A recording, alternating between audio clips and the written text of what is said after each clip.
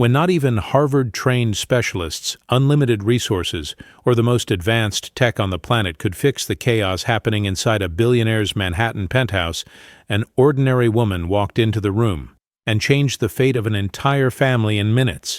What did she do that no one else could? Stay until the end to find out. The penthouse at the 157 building on West 57th Street was the kind of place that showed up in architecture magazines. Floor-to-ceiling windows revealed Manhattan like a glowing checkerboard. But that winter Friday night in New York, what echoed through the place wasn't the soft notes of the string quartet hired for the event. It was screaming, high-pitched, desperate, uncontrollable. "No! I don't want it! Let go!" The voice of a 4-year-old boy bounced across the marble hallway. "I want Mommy! Where's Mommy?" Another little boy, identical to the first, shouted with a face red from crying. In the main room, about 80 guests in tuxedos and evening gowns pretended not to hear. They chatted about emerging markets, tech investments, and trips to the Hamptons. But everyone knew. The host of the night, Daniel Harrington, billionaire founder of Harrington Capital, had been gone for 20 minutes. And that was a problem. In the back hallway of the penthouse, Daniel strode forward with long steps. His flawless Italian suit clashed with the tense expression on his face. At 38, he ran a financial empire valued at $4 billion. But right now, he couldn't handle 2 4-year-olds. "Mr. Harrington, we've tried everything." Mrs. Morrison, head of the household staff, spoke with a slight tremor. Dr. Klein applied breathing techniques. The child therapist tried talking to them. "We even put on those educational videos they like. Nothing's working." Daniel stepped into the kids' room. It was a designer-made space, soft light blue walls, toys organized by color and type, a bookshelf with books in alphabetical order. Everything planned to stimulate cognitive development, all completely useless right now. Ethan was under the bed, refusing to come out. Oliver was throwing pillows through the interior window that overlooked the hallway, tears streaming down his face. "Boys," Daniel's voice was controlled, but tired. "I need to go back to the party. You two need to calm down." "You're not Mommy!" Oliver screamed, the words slicing the air like a blade. Daniel closed his eyes for a moment. It had been 8 months since the accident. 8 months since Rebecca, his wife, died in a collision on the FDR Drive coming back from a charity meeting. 8 months of trying to be both mother and father, and failing miserably. "Mr. Harrington, Miss Chen just quit." His personal assistant, Margaret, appeared at the door with a tablet in hand, the head nanny. "She says she can't take it anymore. She's the 3rd one this month." Daniel pressed his fingers against his forehead. "How much does she want?" "It's not about the money, sir. She said that, well, the boys need something money can't buy." The phrase hung in the air. Daniel looked at his sons. Ethan still curled up under the bed, Oliver now sitting on the floor, sobbing softly. "Is there anyone on staff who knows how to deal with kids?" he asked, desperation barely hidden in his voice. Margaret exchanged glances with Mrs. Morrison. "There's the new waitress, the one hired just for tonight. She mentioned she has a child." "A waitress?" Daniel repeated, stunned. "Sir, with all due respect, we're out of options. The guests are starting to ask for you. Your speech is in 10 minutes. Daniel took a deep breath. This was ridiculous. But the ridiculous had become his new normal. "Bring her." Sarah Mitchell was in the service kitchen when Margaret appeared. She was holding an empty tray that once carried smoked salmon canapes, her feet already aching inside the $2 black shoes she'd bought at a discount store in Queens. "You're Sarah?" Margaret asked bluntly. "Yes, ma'am. Is there a problem?" "I need you to come with me. Now." Sarah blinked, confused. She was 29, brown hair tied in a simple bun and the posture of someone used to working herself to the bone. This was her 3rd job of the week. By day she worked at a cafe in Astoria. 3 nights a week, she took shifts at a 24-hour grocery store. And on weekends, she picked up waitress gigs at events, all to pay the rent on the 1-bedroom apartment she shared with her 6-year-old son, Lucas. "Did I do something wrong?" Sarah asked as she followed Margaret down the hallway. "No. Do you have a child?" The question caught Sarah off guard. "I do. A 6-year-old boy." "Great. You're going to need to calm too." Before Sarah could process that, they stopped in front of a half-open door. Inside, she saw a man in an expensive suit, standing with his back to them, staring out the window. 2 kids on the floor, one under the bed. Silent chaos. "Miss Mitchell, this is a delicate situation," Margaret began, but Daniel turned around. His eyes met Sarah's, blue, tired, desperate. "Can you do anything with them?" he asked. No sugarcoating. Sarah looked at the boys. She didn't see tantrum. She saw hurt, fear. The same look Lucas had those first months after his dad walked out, leaving Sarah with debt and a 6-month-old baby. She didn't think. She just moved. Sarah stepped into the room, kicked off her shoes, and sat on the floor near Oliver, but not touching him. "Hey." Her voice was soft, calm. "My name's Sarah. I'm missing someone today, too." Oliver stopped sobbing and looked at her with swollen red eyes. "Who?" "My son. His name is Lucas. He's 6 and obsessed with dinosaurs." "Do you like dinosaurs?" Oliver shook his head, still wary. "I like robots." "Robots are awesome," Sarah said, then did something unexpected. She lay on her side on the floor so she was at his eye level. "You know what Lucas does when he's sad and I'm not around?" "What?" "He hugs the teddy bear I gave him. And you know what I tell him to hug along with it?" "What?" "A good memory. Like the time we got ice cream and he ate so much he got a stomachache, but he kept laughing anyway." Oliver almost smiled. Sarah looked toward the bed. "Ethan, you can hug a good memory too. You don't have to come out if you don't want to, but I'll be right here if you need me." Silence. Then slowly, a tiny hand reached out from under the bed. Sarah held it gently. Daniel stood frozen in the doorway. Margaret was speechless. In 5 minutes, that woman had done what a team of specialists hadn't managed in an hour. "How did you—" Daniel began but couldn't finish.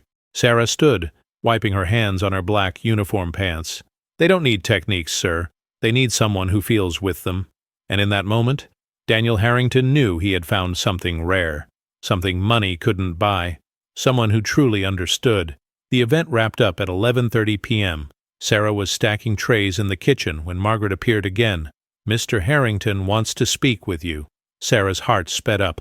She still had to take the subway back to Queens, pick up Lucas from the neighbor who watched him, and be up by 5:30 for her cafe shift. Daniel waited for her in his private office. Mahogany shelves, minimalist desk, a view of Central Park glowing in the distance. "Please sit," he said, pointing to a leather chair. Sarah sat on the edge of it, hands clasped together. "I'll be direct, Miss Mitchell. I need someone to take care of my sons, not just during events. Every day." Sarah blinked. "Sir, I'm a waitress. I'm not a professional nanny. I don't have—" "You have what they need," Daniel cut in. "I saw it today, and after you left the room, they fell asleep in 10 minutes. 10. That hasn't happened in months. Mr. Harrington, I have other jobs. I'm raising a child alone. I can't just— How much do you make a month total?" The question was way too direct. Sarah hesitated. "That's personal." "I'll pay triple," Daniel said, "plus benefits. Full health insurance for you and your son. And you can bring him here after school. I have plenty of space." Sarah felt her throat tighten. Triple? That would mean she wouldn't need 3 jobs anymore. Lucas could take swimming lessons. She could pay off the medical bills piling up since his birth. But something felt off. Too fast. Too easy. "Why me?" she asked, steady voice. "You can hire anyone in the world. Why a waitress from Queens who barely pays rent?" Daniel crossed his arms. For a moment the billionaire mask slipped, and Sarah saw only a tired father. "Because you didn't pretend you knew what to do. You just felt. And they need that. They need someone who isn't reading from a manual." Sarah bit her lip. It was tempting. God, it was so tempting. "Can I think about it?" "You have until Monday," Daniel replied. "But Miss Mitchell, be honest with yourself. When was the last time something good showed up at your door?" Sarah got home at 2 a.m. The apartment was tiny but clean. Lucas slept on the pull-out couch, his teddy bear pressed to his chest.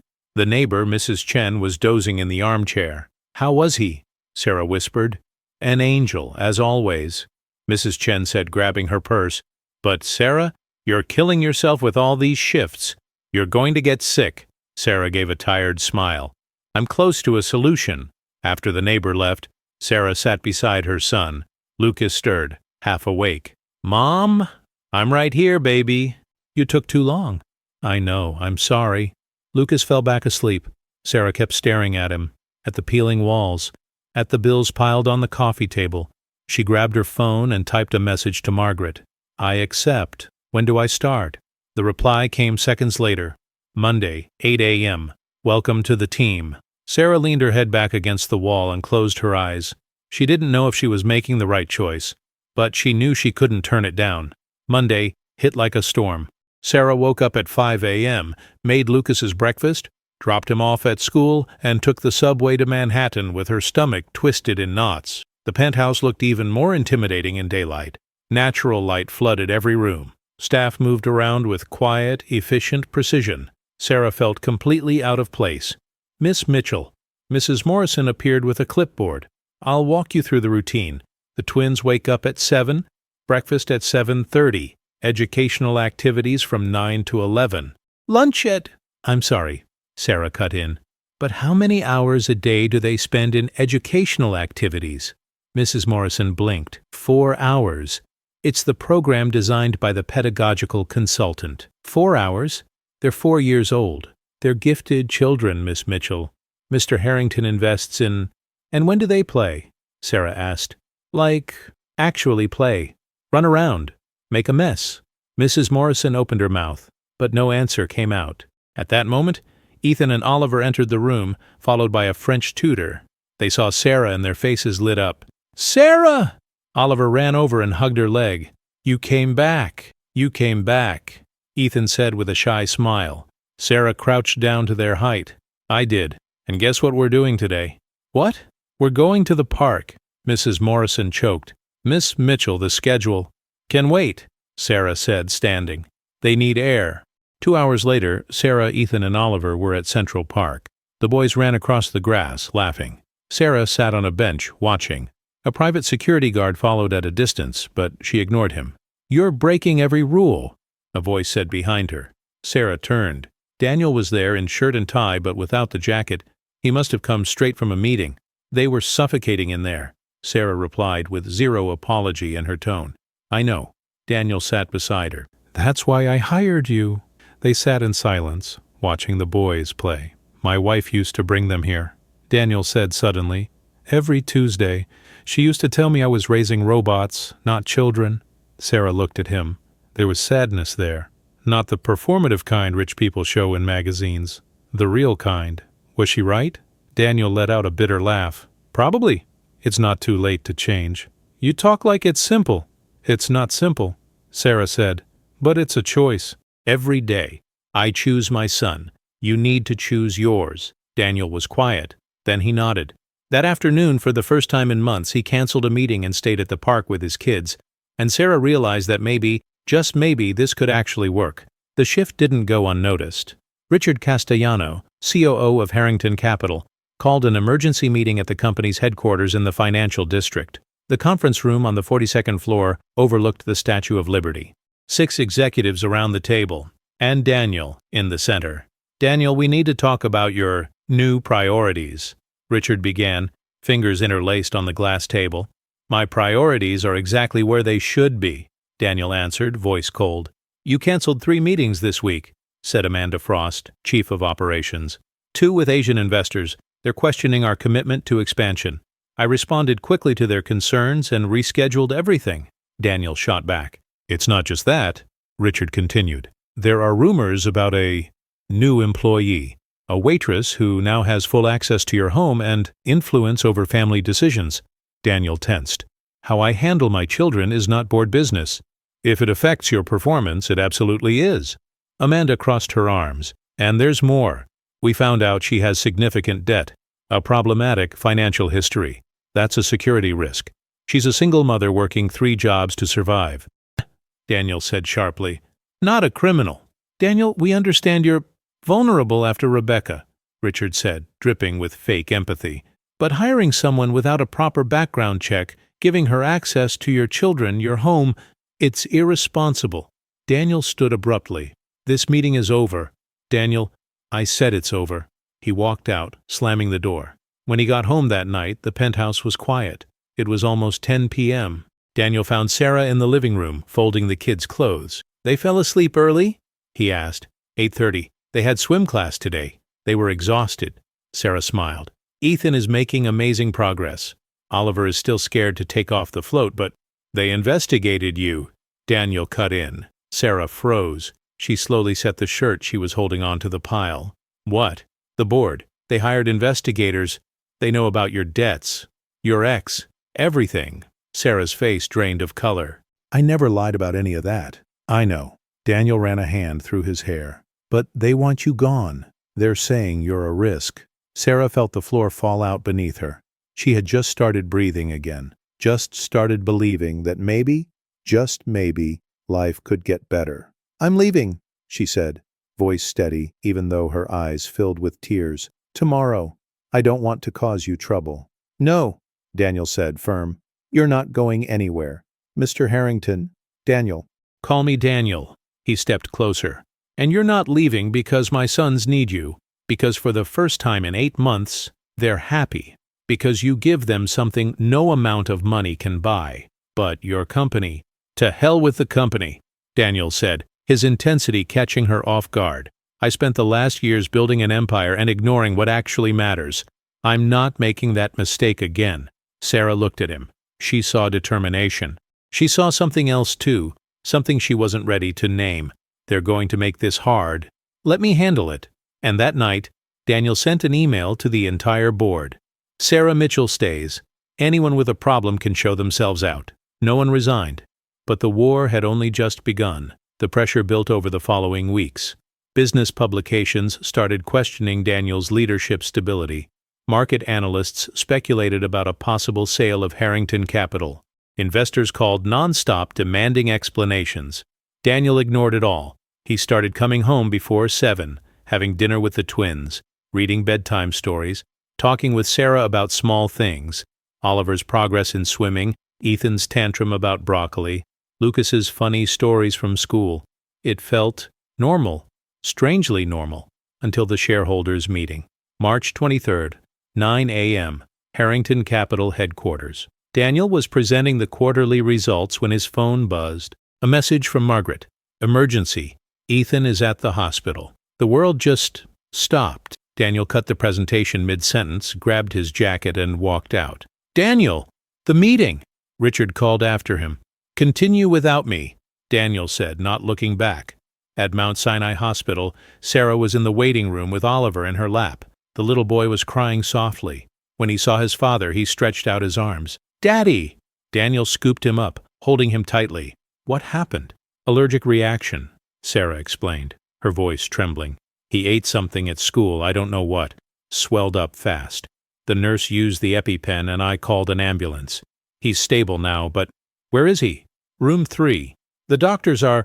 Daniel was already running down the hallway. 4 hours later, Ethan was discharged with allergist recommendations. Daniel carried his son to the SUV with Sarah and Oliver beside him. On the drive back, Daniel's phone wouldn't stop ringing. Messages, emails, 23 missed calls. You should pick up, Sarah whispered. No, Daniel, your company. My kids come first, he said, eyes fixed on the road.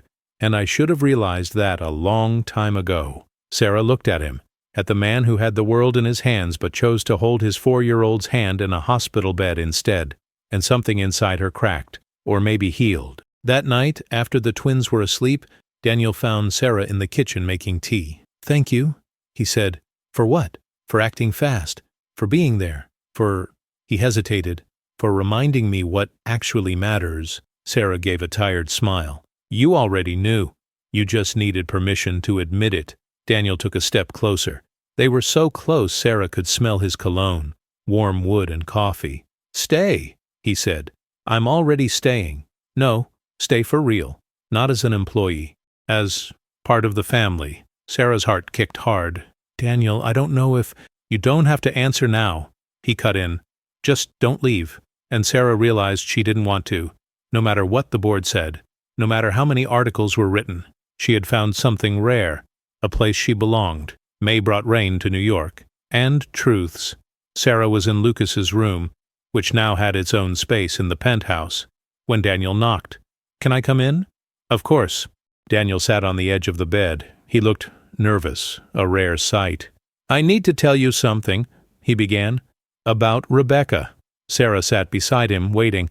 She died driving back from a charity event, but what I never told anyone is that we had a fight that morning. His voice cracked. She said I loved the company more than my kids. I said she didn't understand the pressure I was under. She walked out, slamming the door, and that was the last conversation we ever had. Sarah held his hand in silence. I carry that guilt every single day, Daniel went on. I wasn't there. I wasn't present. And now? Now I have a second chance. And I'm scared I'll screw it up again. You're not going to screw it up, Sarah said firmly, because now you're choosing differently.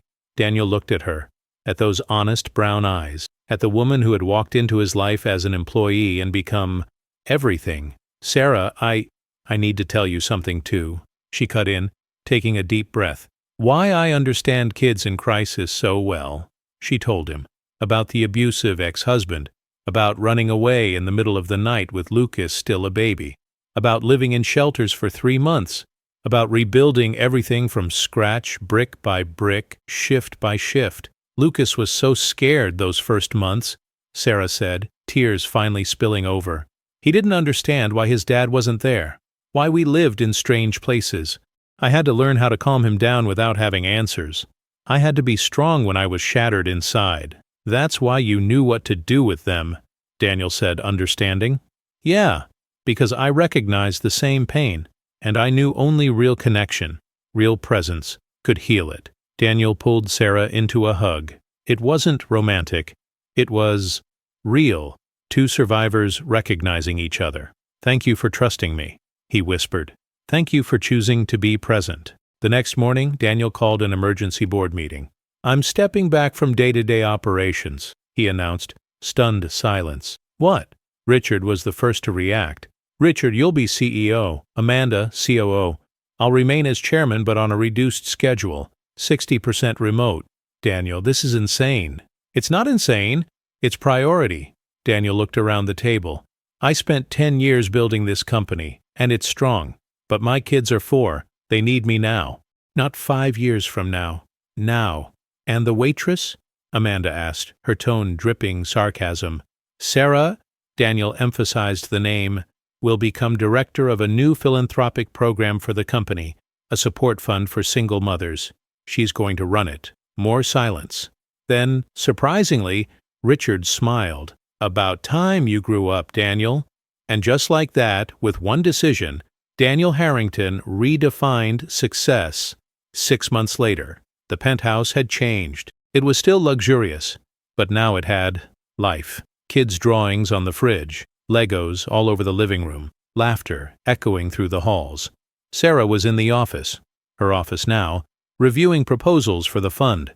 They'd received over 3,000 requests for help in the first month, stories of women just like her, fighting the world to give their kids dignity.